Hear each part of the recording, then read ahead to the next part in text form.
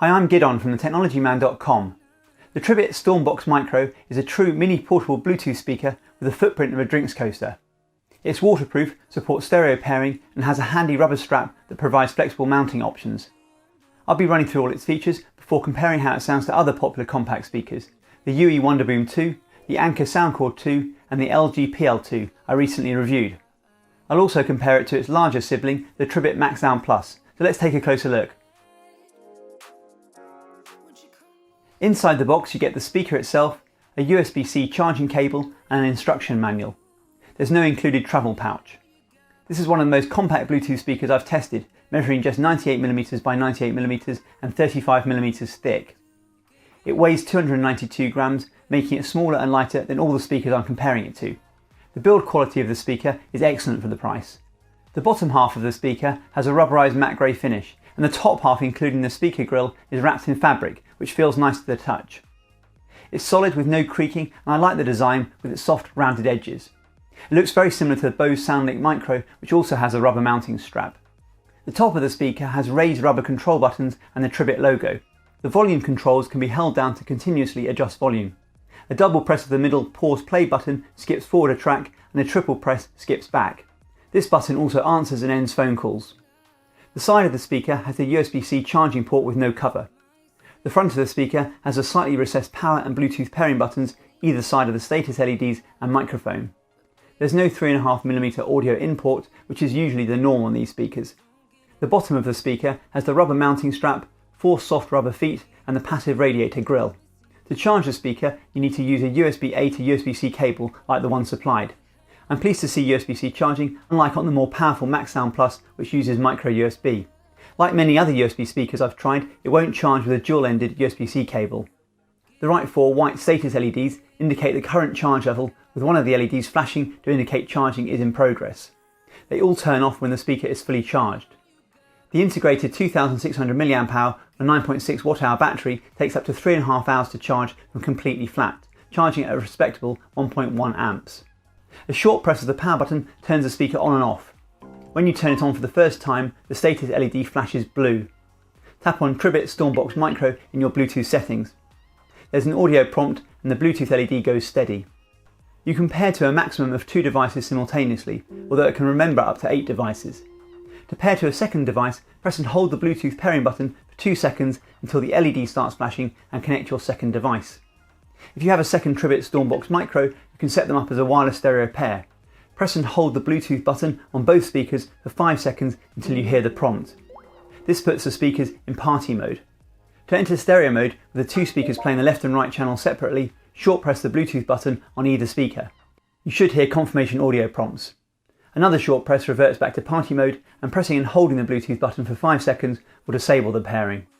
Unfortunately, I don't currently have a second speaker to test this feature. If you want to factory reset the speaker and remove all Bluetooth pairing records, with the speaker on, press and hold the Bluetooth button for 10 seconds.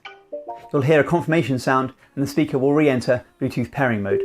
Sound accompanies turning the speaker on and off, Bluetooth pairing and reaching maximum volume, but with no break in music playback, just a slight reduction in volume. Unfortunately, you can't turn these audio prompts off. With 2 connected devices, you can pause playback on one device to play from your second device. The speaker turns off automatically after around 15 minutes with no playback, which also can't be disabled. There's no accompanying app to adjust EQ, configure audio prompts or set up stereo pairing.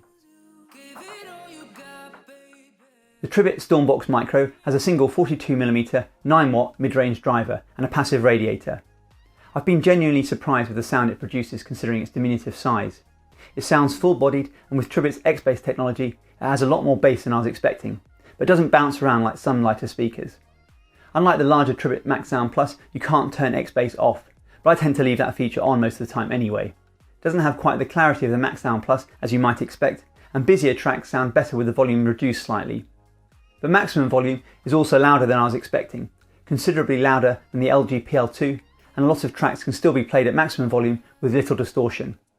I still slightly prefer something like the less bassy LG PL2 for playing back podcasts, TV shows and YouTube videos with lots of speaking.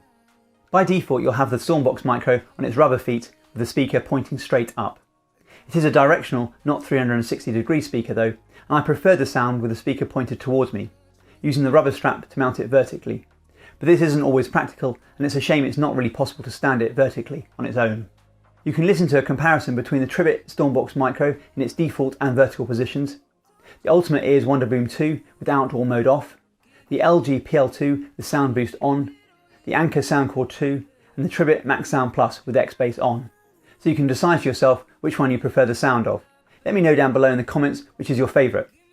I also have full reviews of many of these speakers playing various tracks, so take a look at the links below or the on-screen cards if you're interested. I've recorded the sound test with binaural microphones that capture stereo sound to try and provide the closest representation of what I'm hearing. Please listen with headphones for the best experience. Use the video chapters in the timeline or the timestamps below to skip ahead if you like. I'm running until midnight. I'm just wondering where you at. Just thought I'd call and wish you good night. I left my key under the mat. I don't get anything done, you're stuck on my mind. I keep on missing your touch, missing your vibe. This feeling I go when I sit will be high. Won't you come on over? Don't you miss me too? Give it all you got, babe. Give it all you got, baby. I'd rather try than lose you. Give it all you got, baby. Give me all you got.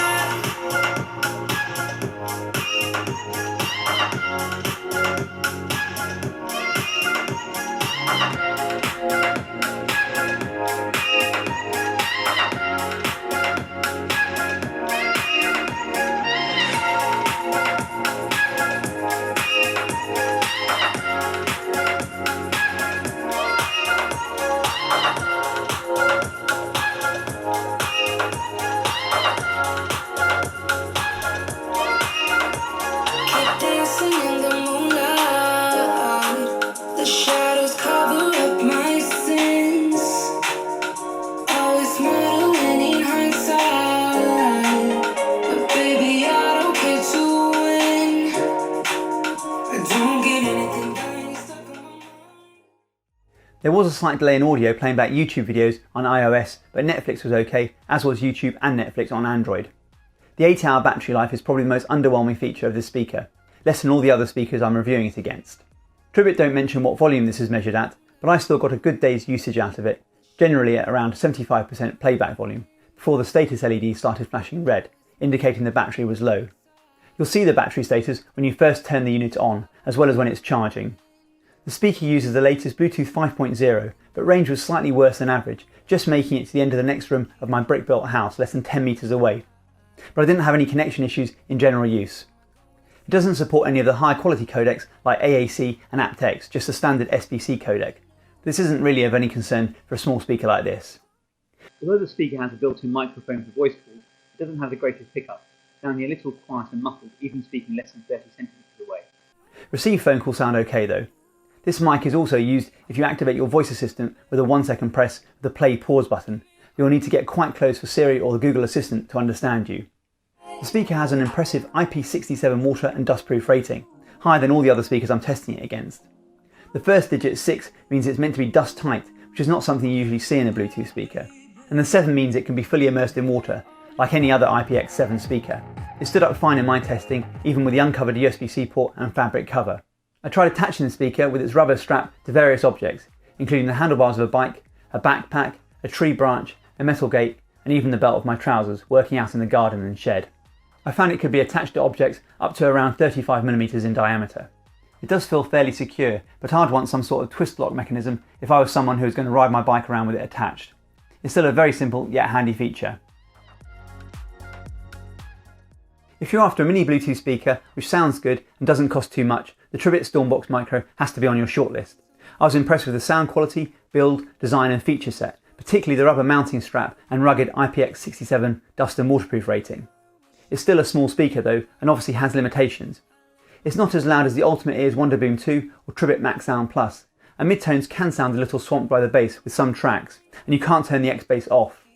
If you're after a compact speaker for podcasts or watching TV shows and YouTube videos, the LG PL2 and Anker Soundcore 2 sounded a little clearer to me. If you don't need the compact size or mounting options with a handy rubber strap, the MaxSound Plus and substantially more expensive Wonderboom are a step up in sound quality, with improved clarity particularly in the mid-tones. A much better battery life too, which is probably the Stormbox Micro's weakest feature. I have reviews of most of the other speakers. I've compared the Tribit Stormbox Micro too, which I'll link to in the description below and via the on-screen cards if you're interested. I'd love to know whether you like the look of this speaker or what you think of it if you already own one, or if there's another speaker I should take a look at. Let me know down below in the comments. And as always, if you have any questions, please ask. I read every comment and I'll do my best to respond. I do hope you found this video useful. Please like the video if you did. I'm releasing videos every week on the latest technology and how to get the most out of it, so please make sure you subscribe. It helps more than you think. And don't forget to tap the bell icon if you want to get notified as soon as a new video gets uploaded. Thanks for watching.